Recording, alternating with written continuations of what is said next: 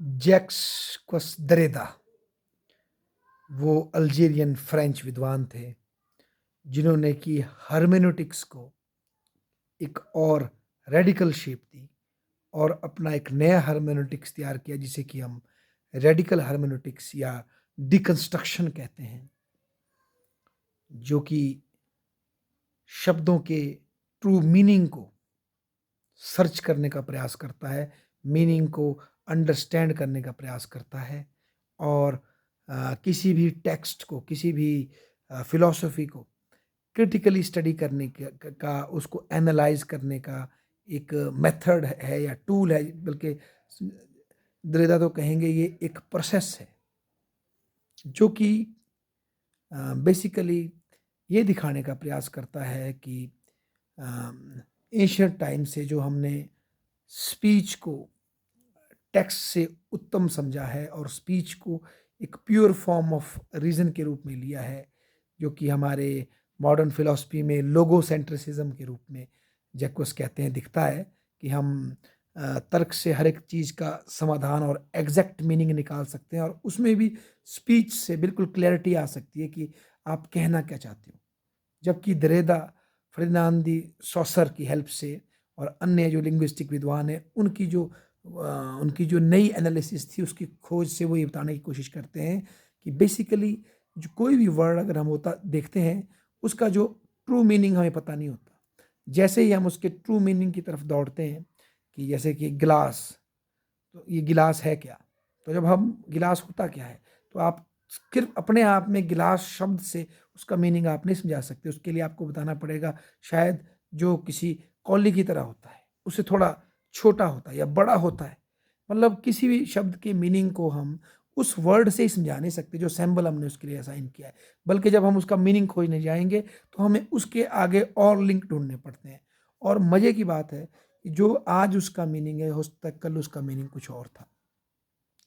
और सबसे बड़ी बात जो दरेदा एग्जांपल देते हैं कि जैसे कल्चर और नेचर की बात की जाती है कि एक वर्ड है कल्चर और उसका अपोजिट है नेचर। पर दरेदा ये कहते हैं जब भी हम कल्चर की बात करते हैं और नेचर की बात करते हैं हम इनको अपोजिट दिखाया जाता है सामान्य भाषा में। पर रियलिटी में कल्चर और नेचर दोनों एक दूसरे के संपूरक हैं। Cultures time to time nature को रीडिफाइन करता है और नेचर के पर्सपेक्टिव से भी हम कल्चर को रीडिफाइन कर सकते हैं। तो बेसिकली जो किसी भाषा जो चलती है वो अपोजिट्स पे चलती है, वो डिफरेंस पे चलती है।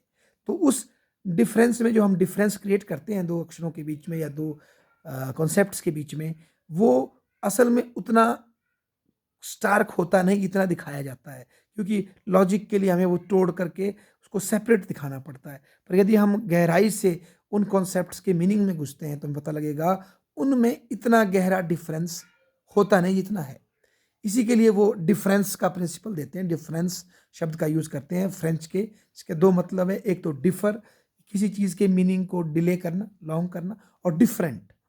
तो जब हम किसी इसका अर्थ ये है कि जब हम किसी चीज़ का, किसी वर्ड का जब उसको पढ़ने लगते हैं कि इसका क्या मतलब है और जब उसका मीनिंग हम खोजने लगते हैं, तो हम पाते हैं कि उसका रियल मीनिंग उस गिलास बोलने से नहीं मिल जाता। गिलास अर्थ समझने के लिए हमें गिलास होता क्या है उसके लिए और एग्ज़ाम्पल देने पड़ेंगे, तब कहीं जाकर हम मीनिंग ढूँढ सकते हैं और मीनिंग और दूर चला जाता है। ये चीज़ उन्होंने डिफरेंस में बताई। और बेसिकली वो बोलते हैं जब हम इस तरह से मीनिंग खोजने का प्रयास करते हैं और गहराई में जाते हैं तो हमें एक स्टेट ऑफ वेवर्डनेस कि हमें पता लगता है कि अब सही क्या है गलत क्या है, इसको वो एपोरिया कहते हैं। और वो बोलते हैं ये बहुत ज़रूरी है। जब हम गहराई से मीनिंग्स को ढूंढेंगे तब हमें पता लगता है कि मीनिंग एज सच निकालना इतना आसान नहीं है, मीनिंग बहुत डाइवर्स होते हैं।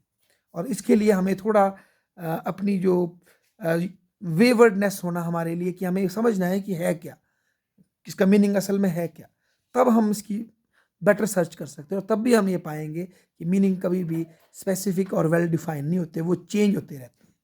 ऐसा दरेदा कहते हैं। धन्यवाद।